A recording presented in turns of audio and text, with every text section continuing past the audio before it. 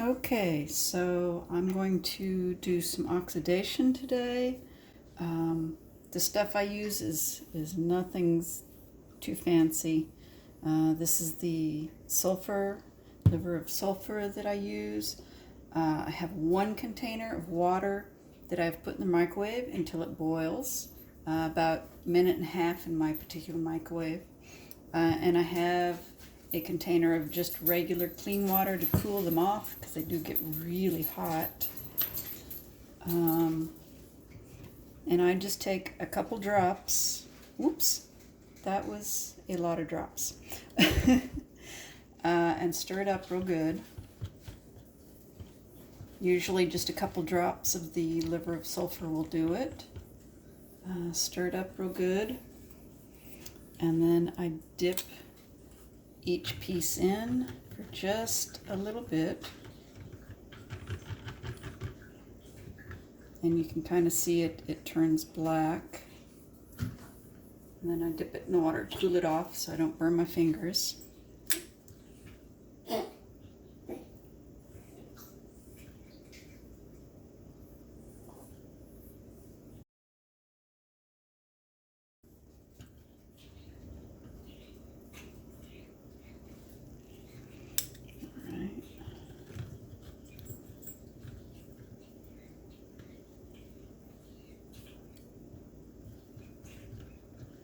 I don't know if it really helps or not, but I like to swish it around a little bit, make sure it gets evenly coated.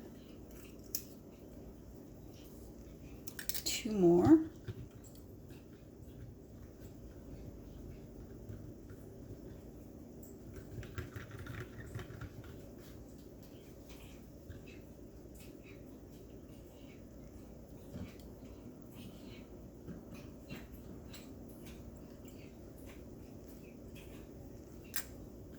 All right, this is the last one.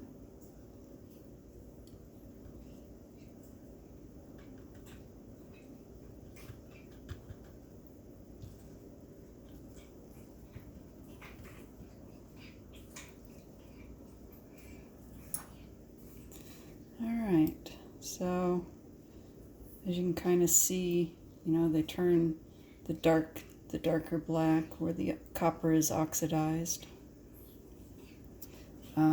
And then after this, I just have a little piece of steel wool here that I'm going to scrub them with. I'll have to set up and move the camera for that. Okay, so this part's really not very exciting. It's just you take the steel wool and clean off the copper. I know some people use Dremels. I don't have one for that purpose. The steel wool has always been good enough for me. It just depends on your preference, I guess.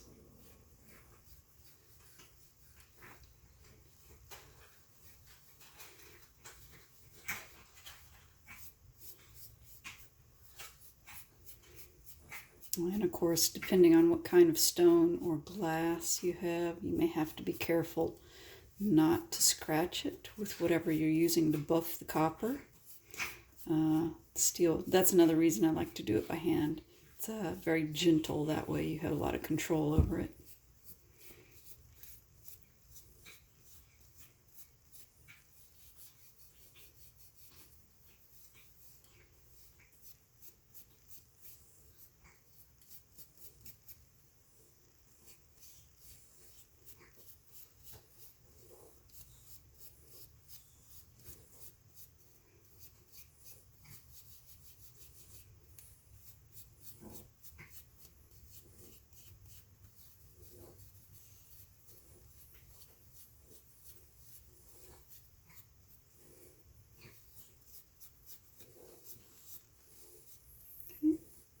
And then as you can see, hopefully, the definition that doing the oxidation gives the copper. I really like the way it looks when you do that.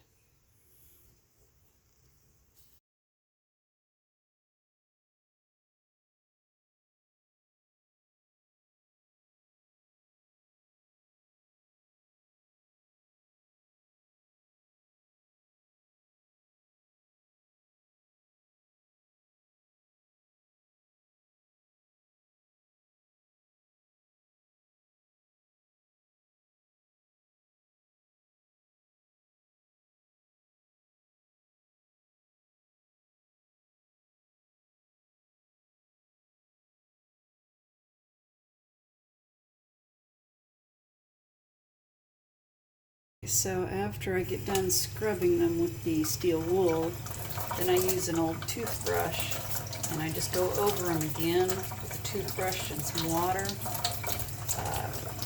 Make sure all the liver sulfur is washed off, get all the steel wool out of the little crevices and cracks of the wire weaves.